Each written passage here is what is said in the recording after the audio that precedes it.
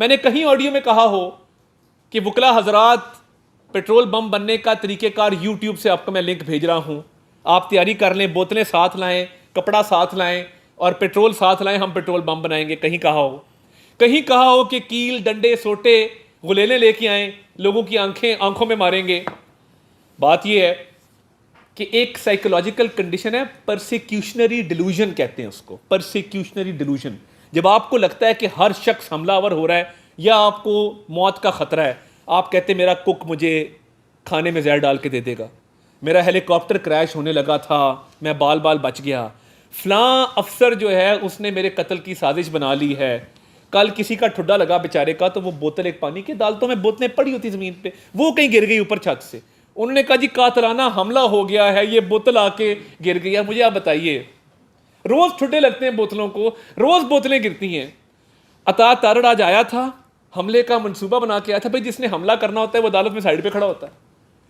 तो बात यह है कि तोशा खाना में चोरी की है, डिक्लेयर नहीं किए तहाइफ, उनके जो पैसे आए हैं वो अकाउंट में जमा नहीं कराए, तो इसलिए डर है, खौफ है कि अब चोरी सामने आ गई है। तो उन्होंने कहा कि कल टॉपिक ही बदल दो, तोशा खाना का मैं जवाब नहीं दूंगा, मैं अता तारड़ पे बात करना चाहता हूँ।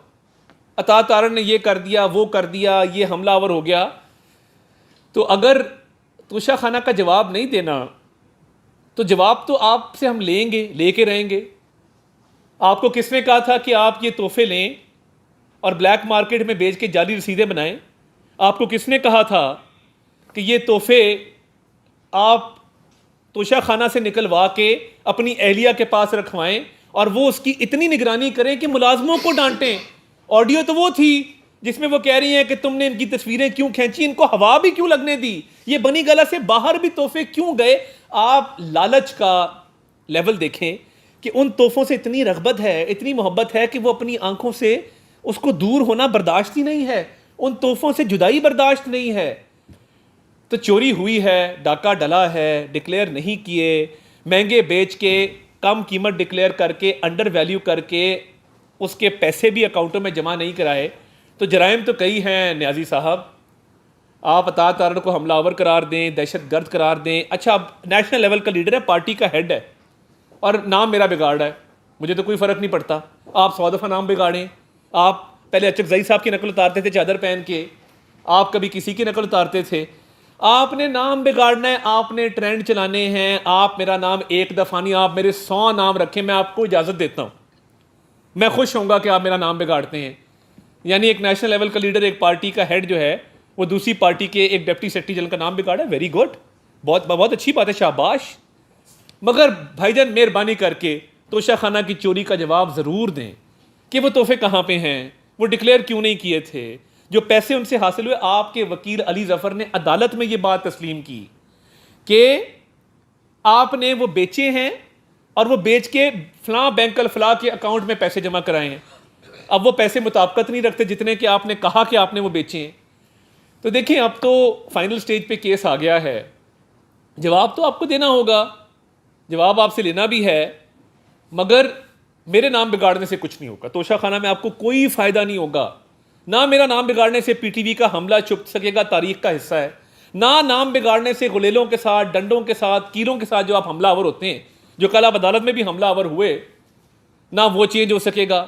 चोरी भी की है, हमले भी किए हैं, अब आप जो मर्जी इल्ज़ाम धरें। कल आपने तोशा खाना से अटेंशन डाइवर्ट करने के लिए मेरे हवाले से ट्वीटें की, आपने मेरे हवाले से बातें की, आपने मेरे नाम बिगाड़ा, आपने मेरी एक वॉइस नोट जो कि मैं ऑन कर रहा हूँ उसको, ये मेरे साथी बैठे जिनको मैंने भेजा था, मैं रोज़ भेजता हूँ, ये सिर्फ एक वॉइस नोट नहीं है, मैं आपको पुराने भी 1-2 वॉइस नोट सुना देता हूँ जो मैंने कभी जुलाई में भेजे होंगे, कभी मई में भेजे होंगे। हर पेशी से पहले मैं साथियों को साथ लेके जाता हूँ, मेरा काम है, मैं वकील हूँ। तो इसलिए चोरी का जवाब दें, मेरे साथ मेरे वकील साथियों की तादाद मत गिने, मेरा कोर्ट में आने का मकसद क्वेश्चन मत करें। मैं तो हर वक्त अदालत में मौजूद होता हूँ, मैं पनामा में भी मौजूद था, मैं एवनफील्ड में भी मौजूद था, मैं शहबाज शरीफ साहब के असासाजात केस में भी मौजूद था, मैं तो हर केस में मौजूद होता हूँ और मैंने होना है और मैं आऊँगा और मैं आता रहूँगा, क्योंकि हम पुरअमन लोग हैं। मगर मेरे आने के पीछे तोशा खाना की चोरी को छुपाना आपकी ज़हनी तवाज़ुन दुरुस्त ना होने की एक निशानी है। इसकी दुरुस्तगी के लिए भी इंशाल्लाह कोई डॉक्टर्स का बोर्ड तश्कील दिया जाना चाहिए कि एक बंदा हर वक्त खौफ में है, वो शील्डों के अंदर बाल्टियाँ पहन के अदालतों में आता है और डर खौफ इतना तारी है कि वो थर थर काँपता है और कहता है फ़लाँ शख्स हमलावर होने लगा है, जबकि हमलावर उसके अपने लोग होते हैं, जज को गालियाँ देते हैं, अदालत पर असरअंदाज होने की कोशिश करते हैं। तो जवाब और हिसाब आपसे लेंगे, तोशा खाना की चोरी जाने नहीं देंगे। आप 100 इल्ज़ामात लगाएं, आप ये जंग हार चुके, हार तस्लीम कर लें और जो ज़हनी तवाज़ुन की दुरुस्तगी है उसके लिए अगर रुजू करेंगे तो गवर्नमेंट हर तरह की मेडिकल असिस्टेंस आपके ज़हनी तवाज़ुन को दुरुस्त करने के लिए वो प्रोवाइड करने को तैयार है। आपका बहुत बहुत शुक्रिया।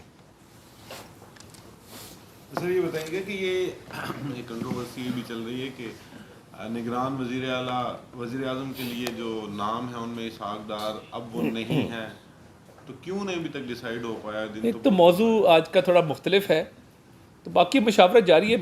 मेरे पास कोई ऐसी मालूमात नहीं है, तो इस हवाले से कोई आज की प्रेसर के हवाले से कोई सवाल है तो सर आप इस वजह सारी वो मैं फिर आपसे इंशाल्लाह कोई अगर मालूमात होंगी तो हम शेयर कर लेंगे। अच्छा सर, आप बोल रहे थे कि आपने ये जो वॉइस नोट था ये आपके साथी यहाँ पे बैठे और आपने इन्हीं को भेजा जी था, तो जी। सर आपको कुछ पता चला कि आउट कैसे हुई? देखिए वो ऑब्वियसली हमारे वकला साथी हैं, वो कोई सीक्रेट वॉइस नोट नहीं था, खुफिया नहीं था। हाँ, लेकिन वो व्हाट्सएप ग्रुप में था, वो एक और ग्रुप में गया, उसमें साथियों की तादाद ज़्यादा थी, वहाँ से कहीं वो किसी और को चला गया। आपका बड़ा अच्छा सवाल है, मगर मैं ये समझता हूँ कि कोई छुपाने वाली बात नहीं थी, कोई खुफिया बात नहीं थी। मैंने बड़े तहजीब तमद्दन के दायरे में रहते हुए एक रिक्वेस्ट डाली अपने साथियों को और साथ कहा कि हमने स्पेस ऑक्यूपाई करनी है, हमारी मौजूदगी होनी चाहिए, हम वहाँ पे मौजूद रहें। तो मैंने तशद्दुद पे तो नहीं उकसाया, हालांकि जिसने मेरे पे कल इल्ज़ाम लगाया उसकी मुतअद्दिद ऑडियोज़ मौजूद हैं जिस पे वो तशद्दुद पे भी उकसा रहे हैं, तोशा खाना के तहफ़ की चोरी का भी जिक्र कर रहे हैं, जिनकी अहलिया के बारे में कहा जा रहा है कि उसको 5 कैरेट का हीरा पसंद है, 3 कैरेट का हीरा वो कबूल नहीं करती हैं।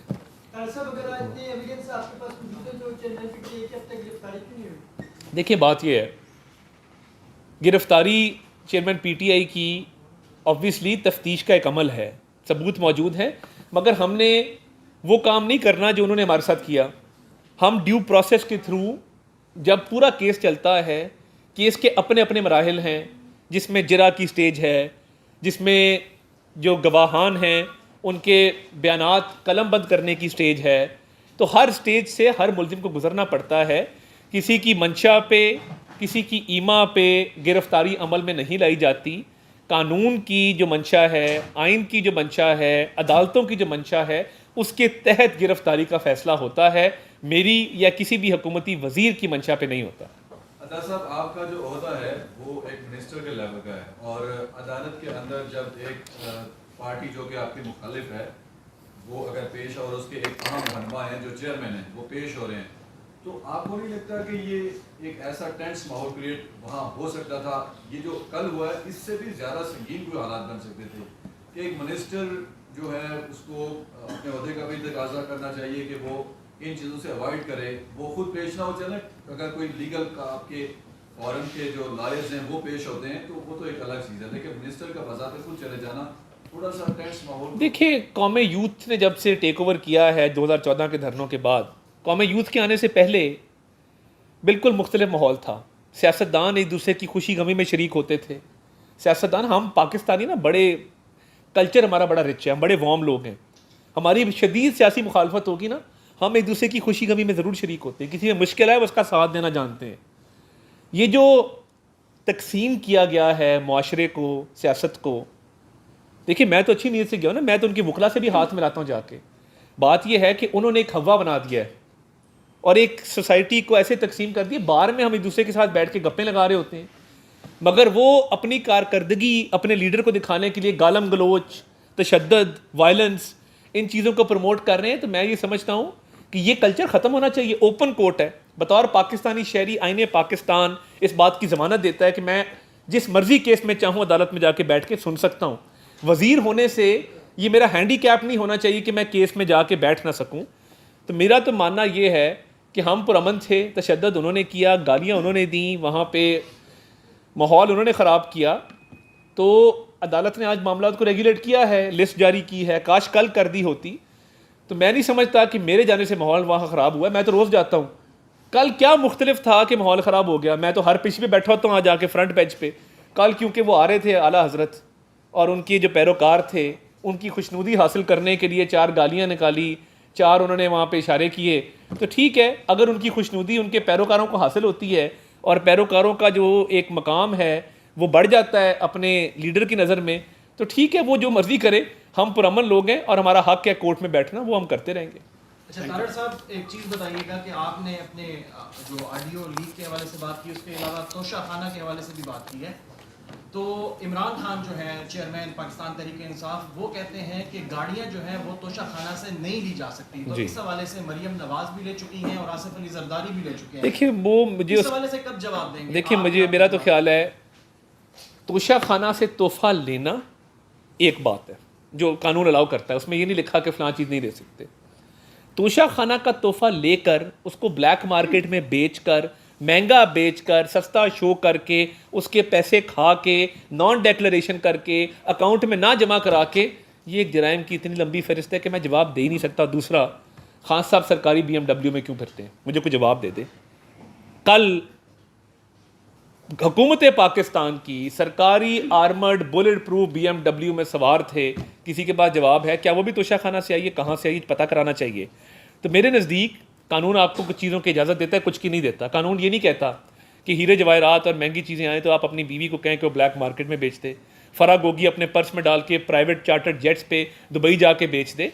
तो ये बहुत मुख्तलिफ बातें हैं। कानून के अंदर कुछ गुंजाइश है, कुछ नहीं है। किसी लीडर ने पाकिस्तान की तारीख में तोशा खाना के तहत ब्लैक मार्केट में बेच के जाली रसीदें नहीं बनाई। बहुत शुक्रिया।